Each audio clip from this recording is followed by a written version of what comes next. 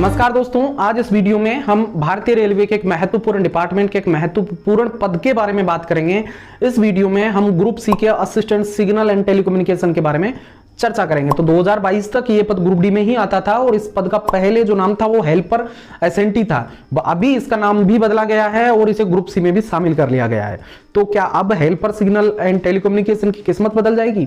मेरा मतलब है असिस्टेंट सिग्नल एंड टेलीकम्युनिकेशन की जॉब प्रोफाइल, सैलरी, सुविधाओं पर क्या कोई फर्क पड़ेगा? अगर आप जानना चाहते हैं तो इस वीडियो को बिना स्किप किए एंड तक जरूर देखिएगा। इस पद के सभी पहलुओं पर इस वीडियो में मैं प्रकाश डालने की कोशिश करूंगा, तो बने रहिए हमारे साथ और देखते रहिए रेलवे इनसाइट्स। तो सबसे पहले जानते हैं कि इस पद के लिए भर्ती कैसे होती है और इसके क्या क्या मापदंड है। तो दोस्तों, 7वें वेतन आयोग की टेबल के पहले कॉलम में लिखा होता है इस पद के बारे में। इसकी भर्ती आरआरसी और आरआरबी के द्वारा आयोजित परीक्षा के माध्यम से होती है और ये परीक्षा 10वीं स्टैंडर्ड पर आयोजित होती है। लिखित परीक्षा में पास अभ्यर्थियों को फिजिकल परीक्षा के लिए बुलाया जाता है। अब जब परीक्षा का आयोजन 10वीं स्टैंडर्ड पर हो रहा है तो इस पद के लिए मिनिमम एजुकेशनल क्वालिफिकेशन भी 10 पास ही होनी चाहिए। लेकिन दोस्तों, इसमें एक पेच फंसा हुआ है। जो पिछला नोटिफिकेशन था उसमें आईटीआई कर दिया गया था। स्टूडेंटों के काफी विरोध के बाद में इसको बदल करके 10th को भी इसमें अलाउ किया गया है। तो स्थिति यह है कि आगे की भर्तियों में मिनिमम एजुकेशनल क्वालिफिकेशन आईटीआई हो सकती है। तो आईटीआई में क्या ट्रेड होनी चाहिए असिस्टेंट सिग्नल एंड टेलीकम्युनिकेशन के लिए? तो दोस्तों, इसके लिए आपको इलेक्ट्रीशियन, इलेक्ट्रॉनिक्स या इनकी किसी कॉम्बिनेशन ट्रेड में आपका आईटीआई होना चाहिए। दूसरा मापदंड आता है शरीर से जुड़ा हुआ। तो शरीर में पहले तो आपका शरीर 18 से 33 वर्ष के बीच पुराना होना चाहिए, यानी आपकी आयु 18 से 33 के बीच में होनी चाहिए। और अगर आप 33 के भी हो गए हैं, पूरी हो चुकी है, 34 के हो गए और आप अगर किसी रिजर्व्ड कैटेगरी से आते हैं तो नियमानुसार जो छूट मिलती है वो भी आपको मिलेगी 5, 3, 2 साल या 10 साल, जितनी भी आपको रिजर्वेशन कैटेगरी के हिसाब से छूट मिलनी चाहिए। जिस कैटेगरी में आप आते हैं वो छूट आपको यहां पर मिलेगी, ऊपरी सीमा में मिलेगी। मिनिमम एज में कोई छूट नहीं मिलती है। अब अगला सवाल आता है इसमें मेडिकल स्टैंडर्ड का। तो इसमें मेडिकल स्टैंडर्ड मीडियम यानी बीच वाला ही होता है, B1 लेवल का मेडिकल होता है, जिसमें आपकी एक अंक 6/9 होनी चाहिए, दूसरी अंक 6/12 भी है तो भी चल जाएगी। लेकिन इससे अगर कम है तो भैया फिर मुश्किल है, फिर नहीं चल पाएंगे। इस पद के लिए बात करें दिव्यांग अभ्यर्थियों की, जो दिव्यांग अभ्यर्थी अगर सिग्नल में आने का सपना देख रहे हैं तो बिल्कुल एलिजिबल है। इस दिव्यांग कैटेगरी में low vision, deaf, hard of hearing, one leg, leprosy cured, dwarfism, acid attack victims सभी इस पद के लिए योग्य होंगे। तो अगर दोस्तों आप इन सभी मापदंडों को पूरा करते हैं तो आप इस पद पर आ सकते हैं। आप भी रेलवे में असिस्टेंट सिग्नल एंड टेलीकम्युनिकेशन बन सकते हैं। तो मैं असिस्टेंट सिग्नल टेलीकम्युनिकेशन काफी लंबा होता है, आगे मैं इसको एसएनटी ही बोलने वाला हूं। अब यह इतने गुणगान कर दिए, अब ये भी बता दूं कि काम क्या करना होता है। तो दोस्तों, एसएनटी में 2 सब डिपार्टमेंट होता है, एक सिग्नल होता है और दूसरा टेलीकॉम होता है। पहले मैं आपको कुछ फोटोज दिखाऊंगा जो सिग्नल साइड के रहेंगे। पहला फोटो जो अभी आप देख रहे हैं यहाँ पर मेरे साइड में, या तो इधर देखेंगे या इधर देखेंगे, कहीं पर भी दिखा रहा हो सकता है एडिटिंग के टाइम किधर आए, लेकिन जो फोटो इस साइड में आ रहा है ये ट्रैक सर्किट का है। इसमें आप केबल देखे होंगे अपने ट्रैक में, बारीक बारीक केबल लगे होते हैं। तो इसे ट्रैक सर्किट बनता है तो आपका जिम्मेदारी होता है इन वायरों को मेंटेन करना। दूसरा, आप ट्रैक के बगल में ऐसे आपने दूसरे फोटो में आप देखिए यहाँ पर आपको ट्रैक के बगल में एक बक्सा नजर आ रहा होगा। तो दोस्तों, उस बक्से के अंदर एक मशीन लगी होती है, एक मोटर लगी होती है, जो ये पॉइंट होता है, पॉइंट को ऑपरेट करने के काम में आती है। इसके मेंटेनेंस में भी आपको टेक्नीशियन को असिस्ट करना होगा। तीसरा, ये जो बॉक्स है साइड में बड़े बड़े काफी बॉक्स लगे होते हैं ट्रैक के बाजू में, इनको लोकेशन बॉक्स बोलते हैं। इन लोकेशन बॉक्स में कई इक्विपमेंट्स लगे होते हैं सिग्नल के, उनको मेंटेनेंस करना भी आपकी जिम्मेदारी होती है। इसके बाद में स्टेशन बिल्डिंग में भी बहुत सारे इक्विपमेंट्स होते हैं, उनका भी देखभाल या मेंटेनेंस करना एसएनटी डिपार्टमेंट का ही काम होता है। और आप भी एसएनटी डिपार्टमेंट के अभी अगर आईटीआई क्वालिफिकेशन हो जाए, आप टेक्निकल पर्सन रहेंगे जो उनको आपको मेंटेन करना होगा। अगर दोस्तों आपका पोस्टिंग सिग्नल साइड नहीं होकर के टेलीकॉम साइड होता है तो ज्यादा इजी काम रहेगा। वहां पर आपको स्टेशन बिल्डिंग से और जो ब्लॉक इंस्ट्रूमेंट होता है, सिग्नल का इंस्ट्रूमेंट होता है, उससे जो कनेक्टिंग वायर्स और केबल्स होते हैं, जिसमें ओएफसी केबल, क्वाड केबल, इन सभी का मेंटेनेंस करना होता है। फोन का मेंटेनेंस करना होता है, फोन की लाइन का मेंटेनेंस करना भी इसका टेलीकॉम साइड का काम होता है। तो इन सभी में आप इंडिविजुअल काम नहीं करेंगे, आपको आपके सीनियर्स जो टेक्नीशियंस होंगे उनको असिस्ट करना होता है। तो ये एसएनटी सिग्नल जो असिस्टेंट होते हैं उनकी ये जो मुख्य काम है वो मैंने आपको इसमें बता दिए हैं। तो आइए अब दोस्तों इस पद के वेतनमान के बारे में भी जानकारी थोड़ी हासिल कर ही लेते हैं। तो सैलरी स्लिप में दो सेगमेंट होते हैं दोस्तों, एक डिडक्शन का सेगमेंट होता है, एक अर्निंग का सेगमेंट होता है। तो पहले हम बात कर लेते हैं अर्निंग के बारे में। तो दोस्तों जैसा कि मैंने वीडियो की शुरुआत में बताया था, ये पद 7वें वेतन आयोग के जो टेबल है उसके पहले कॉलम में आता है, यानी लेवल 1 का पद है और इसका आरंभिक जो वेतन है, प्रारंभिक जो वेतन होता है वो 18,000 होता है। इसके बाद में कर्मचारी को प्रति वर्ष इस बेसिक पर 3% का इंक्रीमेंट मिलता है। दूसरा अर्निंग सेगमेंट में आता है आपका महंगाई भत्ता यानी डीए। वर्तमान में ये दर 42% है जो जुलाई 2023 में रिवाइज होगी, और जो डीए होता है वो साल में 2 बार रिवाइज होता है। इंक्रीमेंट साल में 1 बार मिलता है और डीए साल में 2 बार रिवाइज होता है, जनवरी में या जुलाई में। इंक्रीमेंट की बात करें तो आपको या तो जनवरी में मिलेगा या जुलाई में मिलेगा, जो भी आपके 6 महीने जहां पर भी कंप्लीट होते हैं वहां पर इंक्रीमेंट मिल जाएगा। इसके बाद आपको अगर आप रेलवे क्वार्टर्स अवेल नहीं करते हैं तो आपको एचआरए मिलेगा।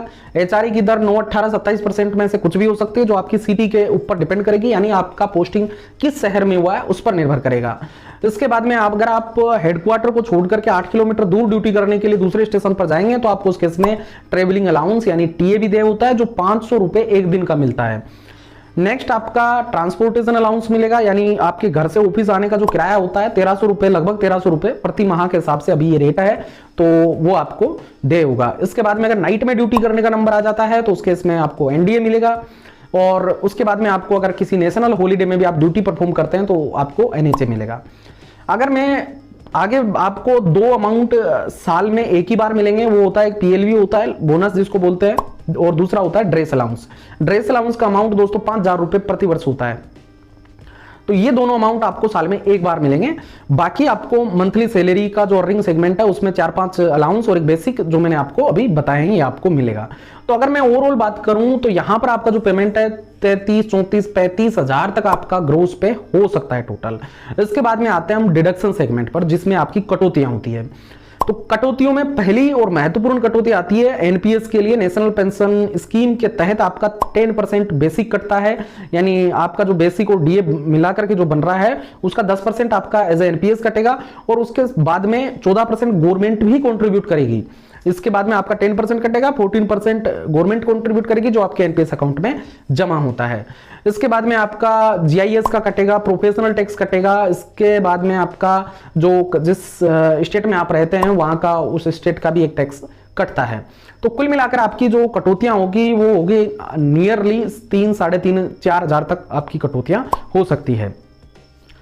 अब आपकी नौकरी भी लग गई है, सैलरी भी आ रही है, तो सेविंग और अपनी वेल्थ के बारे में भी सोचना बहुत जरूरी है। ये बहुत इंपॉर्टेंट सेगमेंट है दोस्तों जीवन का, और इसके लिए हमारा एक और यूट्यूब चैनल है जिस पर हम पर्सनल फाइनेंस और इंश्योरेंस टर्म से जुड़े हुए सारे कंसेप्ट क्लियर करते हैं। कहीं पर भी कोई भी आदमी आपको अगर इन्वेस्ट करने के लिए बोले, कहीं पर भी किसी भी तरीके का मिस सेलिंग करने की ट्राई करे, तो आपको पता होना चाहिए कि आप क्या करवा रहे हैं। तो दोस्तों हमारे दूसरे यूट्यूब चैनल को लाइफ इंश्योरेंस गुरुजी जिसका नाम है उसको जरूर सब्सक्राइब कर लीजिएगा, जो आपके जीवन में आगे बहुत महत्वपूर्ण साबित हो हेल्पफुल होगा, साबित होगा। आइए अब इतनी चर्चा हो चुकी है, तो अब इस वीडियो में आगे बात कर लेते हैं असिस्टेंट एसएनटी के प्रमोशन के अवसरों के बारे में। तो भाइयों यहां पर असिस्टेंट एसएनटी के प्रमोशन के लिए 2 रास्ते मिलते हैं इनिशियल स्टेज पर, एक जीडीसी का होता है और दूसरा एलडीसी या कैडर प्रमोशन भी आप उसको समझ सकते हैं। नॉर्मली सभी हेल्पर असिस्टेंट जीडीसी के लिए योग्य होते हैं, बशर्ते उनके पास में जिस पद पर वो आवेदन कर रहे हैं उस पद के लिए मिनिमम एजुकेशनल क्वालिफिकेशन होनी चाहिए। ये थोड़ा ऊपर चला गया तो इसको और एक एग्जांपल से समझाने की कोशिश करूंगा। मान लेते हैं कि जीडीसी का नोटिफिकेशन आता है स्टेशन मास्टर के लिए। यहां पर डिपार्टमेंट मैटर नहीं करता, आप किसी भी डिपार्टमेंट में काम कर रहे हो, या ऑपरेटिंग का पद होता है, ट्रैफिक डिपार्टमेंट के अंतर्गत आता है, तो लेवल 6 का पद है, आप लेवल 1 में काम कर रहे हो, तो यहां से आप जीडीसी का एग्जाम लिख सकते हैं। तो स्टेशन मास्टर बनने के लिए सीधी भर्ती के लिए कौन सी क्वालिफिकेशन चाहिए, वो होती है ग्रेजुएशन। तो आप अगर जिन अभ्यर्थियों के पास में ग्रेजुएशन है तो वो आदमी स्टेशन मास्टर के लिए जीडीसी के थ्रू अप्लाई कर सकता है। उसके बाद में आरआरसी एग्जाम कंडक्ट करेगा और एग्जाम पास हो जाते हैं तो आप स्टेशन मास्टर बन जाते हैं।